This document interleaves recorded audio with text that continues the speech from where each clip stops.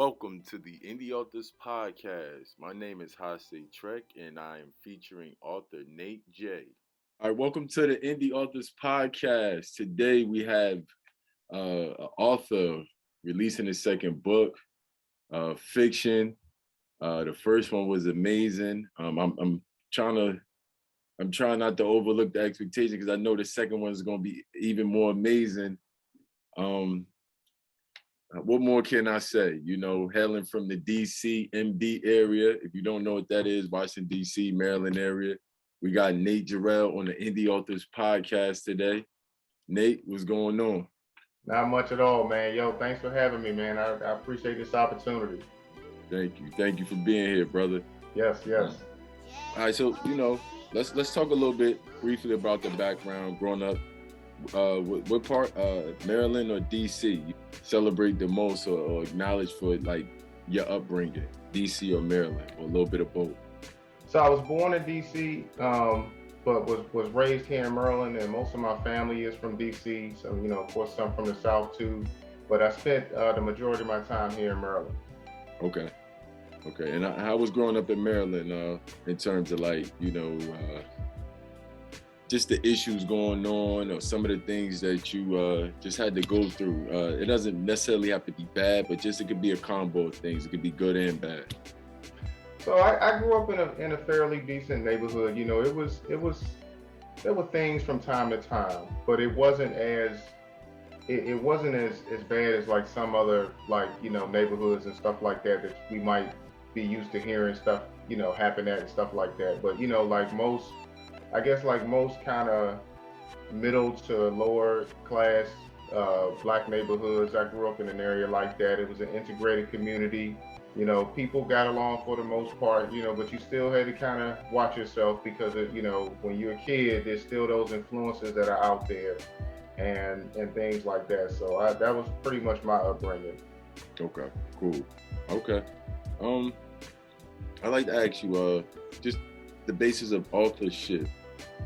What captivated your attention or inspired you growing up? What books that got you into this whole wanting to be an author and a writer? Because we know many people don't choose that, that occupation or just that art. So I was really growing up. I was a really expressive kid, man, and my mother used to make my brother and I every summer we have to go to the library, and we would have to get books to read. She said, you want to get 2 or 3 books every summer, and I want you to read them, and I want you to give me a book report on them, or I'm gonna question you about them. And you had to read the books because they were books that she read when she was young, And sometimes, the whole point of it was she just wanted us reading something. You know what I mean? Because when you read, that builds your vocabulary, that helps you to be able to formulate your words quicker. You learn how to speak professionally and different things like that. So she made us do that. But to be honest, I hated when we had to do that. I hated going to the library during my summer after I've been reading all school year. Now I want to chill and play Nintendo or Sega Genesis or what have you. But I had to read. So what ended up happening was, once I got to probably maybe around the 7th or 8th grade, I started realizing that this doesn't seem that difficult. Like I could probably write stuff or write my own story or write my own poetry or something like that. So I started practicing it. And at the time I didn't really think anything of it. I didn't like it, but I just realized it was something I did like to do. So I kept doing it. Okay. And I'd like to ask you, when did you really come to that idea or, that refreshing place to say, listen, I'm just going to write a book, man. I'm going to bank on myself? So that's a conversation, man, I've been having with myself for many years. So, because I started, before I wrote Beyond Poetry, I had wrote some other books, kind of underground. I maybe gave them to family or close friends. I didn't really put it out there. You know what I'm saying? Yeah, so I would say that I finally had it around maybe 2011, 2012 or so. I really started getting getting more into trying to understand what publishing was about, trying to put together a product that would be professional looking and things like that. So I really started like going at it around that time. Okay, 2011, 2012. And I'd like to get into your first book, Beyond Poetry. Yes. I know, we spoke briefly before about it. It takes place in a different location than where you grew up at, but you did, which is a great thing I noticed too, that you did keep like real issues within it. Like even though you didn't keep it home base, you did keep similar issues that possibly could have happened anywhere, your home, my home, whatever hometown that we grew up in, and stuff that people can get a real lesson from and understand and get perspective from. So let's just talk about Beyond Poetry. Okay. Let's go into the basis of it without you giving away too much. Okay. So Beyond Poetry is the story of a African-American teenager who loses his brother due to gun violence. And to cope, he stumbles across poetry, and he sort of uses that as a way to deal with the grief of losing his brother due to gun violence.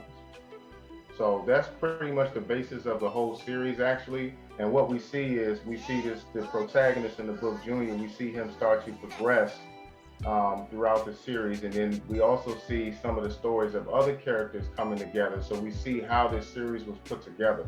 So that was the whole basis of it. And what I was trying to illustrate to readers is, what we see in Beyond Poetry, that's everywhere in America. Like the point you just made earlier, you know what I mean? So whether we write it in Philly, whether we write it in New York, whether we write it in DC, Maryland, there's a community like that everywhere. Mm-hmm. And there are people who can relate to those struggles in that community, whether it was you losing your family to gun violence, whether it was you had a difficult time getting along with the kids in your neighborhood, whether you had struggles at home with your family. So there's so many different themes that's inside of that book that I think many people can take away from that. So everybody can kind of find something from the book that they can relate to. One thing that garnered my attention was the identity aspect. Like this character really is trying to find their identity in the midst of it. And it reminded me of The Invisible Man by Ralph Ellison. Yeah. I was like, that's kind of interesting. I was wondering if you was inspired by that book somehow. I have read that book. I read it a while ago, but no, not really. The Beyond Poetry series was something I had kind of been sitting on for a while. I was kind of thinking of the ideas and the concepts, and this is how when I was telling you about, I was having that conversation with myself for many years about, getting the courage to actually put something out there and all of that. So Beyond Poetry was way back in that day with me. I just hadn't yet found the art to put it together to put it out there to the world. Nate, that's I didn't even write this question down, and you just connected me to another piece. You talk about how your story's basically been traveling with you before you even made them concrete. That's something I also deal with too. Like everything that I'm writing now, I always felt it, and I always had this perplexity behind it, where I wanted to either question it more or just kind of draw some context from my experience from it. Would you say most of your books kind of carry with you, and you just kind of know, like in the moment when you start working on them, that they just flow because you already had these ideas flowing or this concept within you? Yeah, I think so. I would agree with that. I think so. When I'm kind of in that planning process, because I'm a guy like I write things down, but I don't write everything down. I think a lot. So as I'm thinking about stuff and ideas are coming to my head, I'll kind of file that, into the back of my head, back of my brain, like, all right, we need to come back to that idea, and then by the time I actually sit down and I'm ready to write the book, most of it is already planned out. So even if I've only written maybe half of my outline for what I want to write, the other half is filed away in the back of my dome. So I'm like, all right, boom, let's just get on there and start getting it. And I already have those ideas tucked away, so I know what direction I want to take my books or the characters or the scene or what have you. So it makes it a lot easier for me. So I start that process very early. Yeah, I like that. Well, so let's jump into book 2. Talk to me about book 2. You're releasing it today. Today is the official release date. Yeah. And just kind of break down the basis of this second book. So the second book, actually, I'm glad you said that. Give me 1 second. I'm gonna reach behind me here because this is the book that I'm gonna be dropping in the mail today. Oh, yes, sir.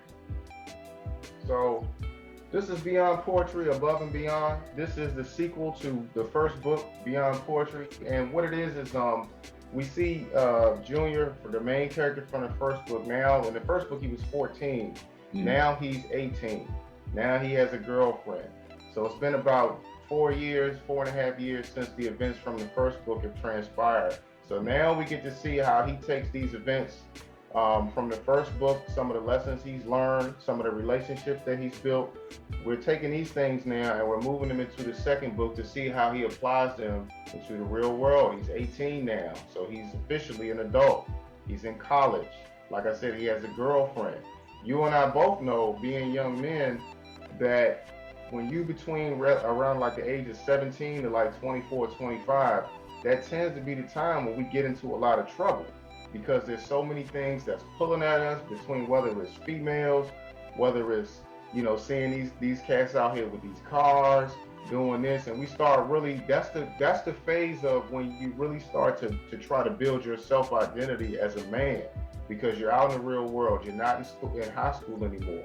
And even if you are in college, there's nobody that has their foot on their neck really saying, hey, you got to come in here, you got to come where your son at, while you're in that school. It's your responsibility, just like with your job and all of that. So that tends to be the time where we get into a lot of trouble and we learn some of the most crucial lessons of our life. It's during that time period. So, and you'll get to see that in the second book. I like that. So you had to shift mind states. As an author, you really had to shift your mind state from a teen to make more or less like an adult, like more of like the consciousness of an adult with more responsibility. I get what you mean. Yeah, absolutely. And the challenge with that too, man, is because and I was saying this on another podcast, right? Is when you're writing a book from the perspective of a young adult or a young person, right? You have to put away the fact that me here, I'm gonna be 39 soon. Well, in this book, I'm not 39.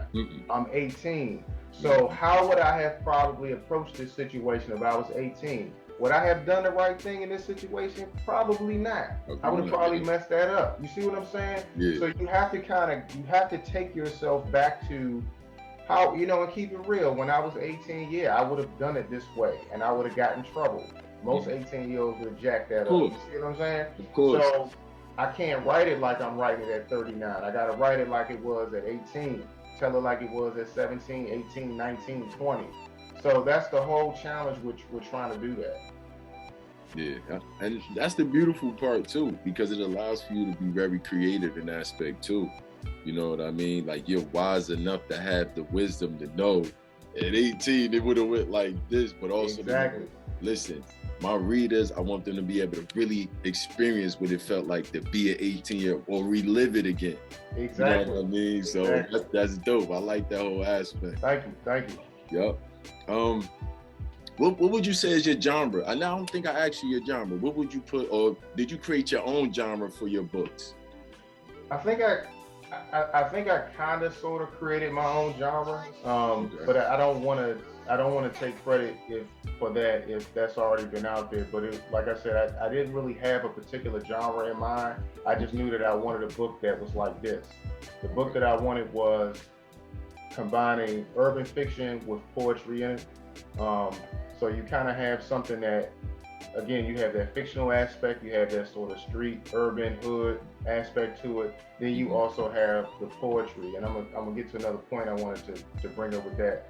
The second book carries the same theme, but I wanted to throw some romance in there. I wanted to kind of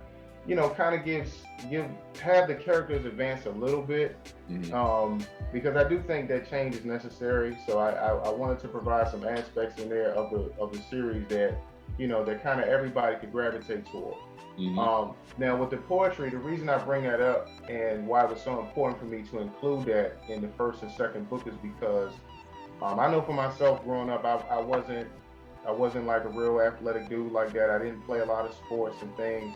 So I wanted to have a book that when people read it, people from that part of the world could say, you know, I was kind of like that. I was kind of to myself. I didn't really play sports like that. I like to read comic books or do, you know what I mean? So I didn't want to just sort of create a book that was, like, in other words, a typical brother that's trying to play ball or trying to do this. I wanted to have something different because we all aren't talented that way. Like, everybody's not going to the NBA, the NFL, or playing, you know what I mean? So some of us are scholars. Some of us are going to, may become lawyers, doctors, or whatever. So I wanted to show that that part of success is cool too, and that we don't always have to adapt to the mentality that we just got to be sports players and rappers and musicians. You know what I'm saying?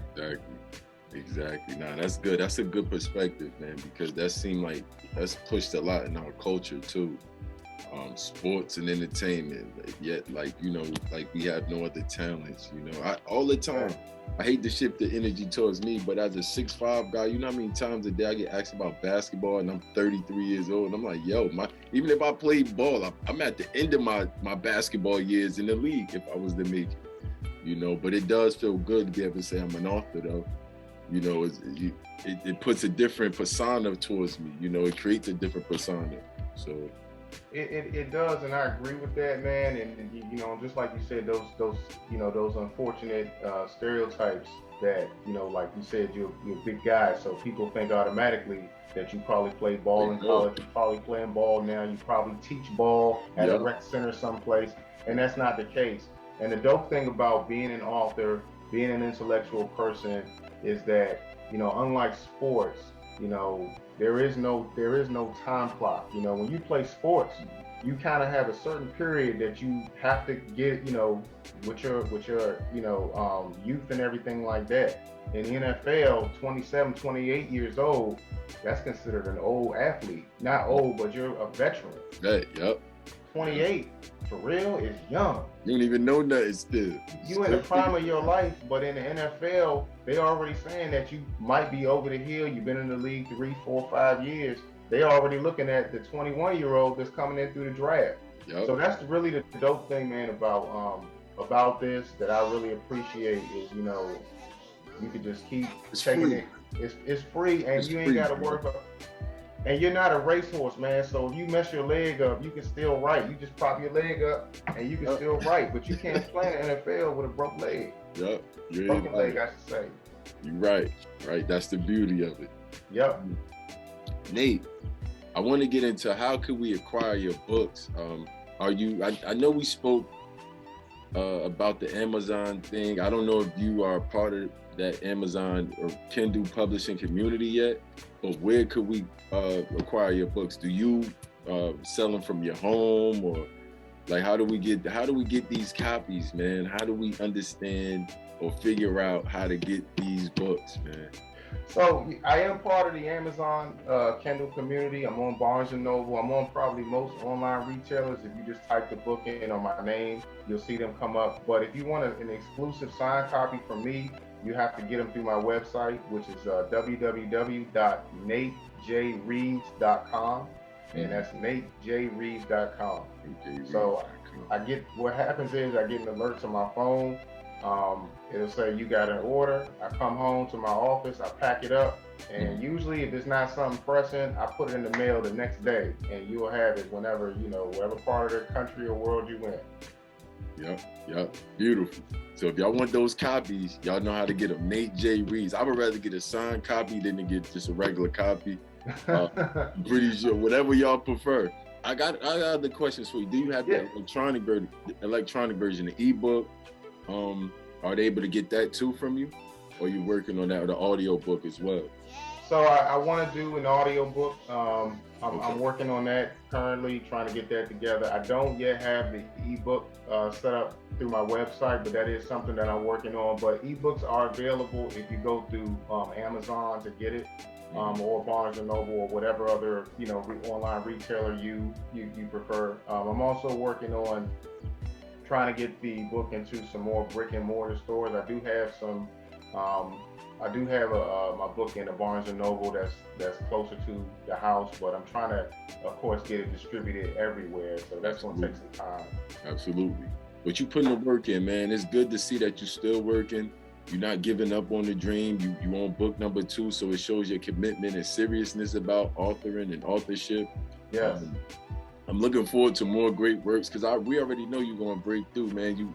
You got what it takes, bro. We both got what it takes, man. But it's good to see somebody, from similar background, somebody who, dreams big, because a lot of people don't really tend to dream big, especially as you get older, people start to slow down. So, just to see that your push, your admiration to be great and to be one of the greatest writers, what you are, is a great thing to see, bro. Thank you, man. I really appreciate that, bro. Absolutely. And one last thing, man, I wanted to ask you, since this is the Indie Authors podcast and we do want to help other people aspire to be independent authors and to be authors, is there any advice that you would like to give, people, supporters watching in regards to authorship or, being an independent author, some of the struggles and some of the things you have to overcome, whatever you can provide to someone who would like to be an author? Yes, man, that's a great question. I'm glad you asked me that. I will say that the indie author journey is very difficult. It's a lot of work because you're going independent. You don't have the resources of some of these major publishers who tend to take their money, their resources, and they'll put them into people on their platform who have already proven themselves as, they can draw the crowds, they can bring in the book sales, and it's just kind of like a record label. When you work for a big record label company, they are interested in the business. They're trying to make money, so they may not give you as much time and as much attention to your work, to your art, because they're trying to focus it on Jay-Z, or they're trying to focus it on Puffy, or whoever is the breadwinner for that label. So because it's not personal, but it's just business. So knowing that, I decided to give myself the shot, because as you know, you can send your book to 1,000 different publishers all around the world, but you may get a bunch of rejection letters, and they say, sorry, they may even like your work, but just don't think that it's marketable, or just don't have the space to bring on another person into their under their umbrella to push out there, because they're trying to focus on this author and that author. So knowing that, I decided to just create my own opportunity. I didn't want to wait on somebody to give me permission to do it, because I might be waiting forever. Why not do it now? We got social media. You have your all this technology out here, just like what you and I are doing. We couldn't do this probably 40 years ago. You would have to rely on some publisher to give you the green light. Okay, it's fine. You can be successful now. I'm not doing that, bro. Like, I wanted to start my journey now. And the other thing too is, and this is really important, because I have people sometimes that'll say to me like, yo, I'm trying to get into what you doing, man. I'm trying to make some money. And I'm like, that's not, if you in it for the money, like you in it for the wrong reasons. Like, do it because you love it. You know what I mean? Do this because this is really within your heart. Whether you make 1 book sale or 10 book sales, you should still be writing. You know what I mean? Mm-hmm.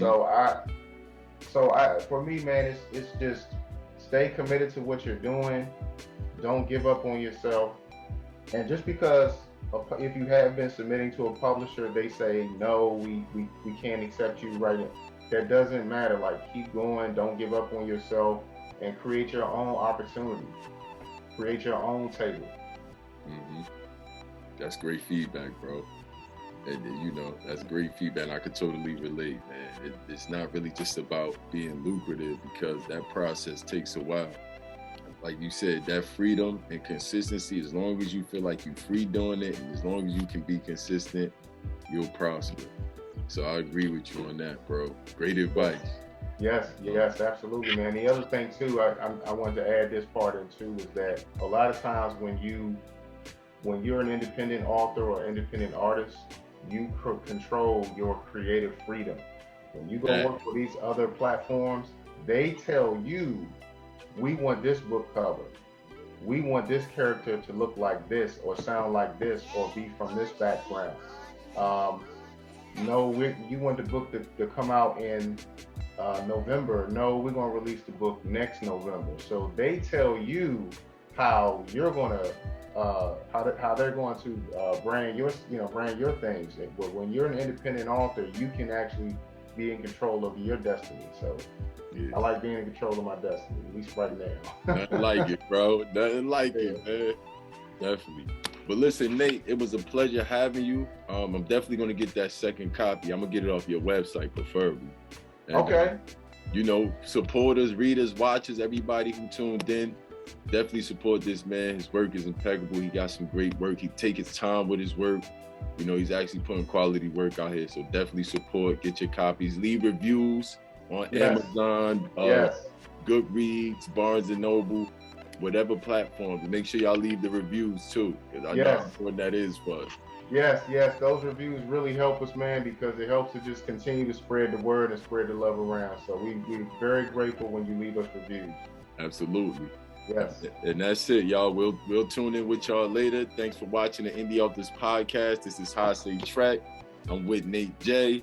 And that was it. We wrapping it up. Peace. Thank you for watching, and also subscribe to my other social media handles, trekdominion.com, Hase Trek on Instagram, TikTok, all other platforms.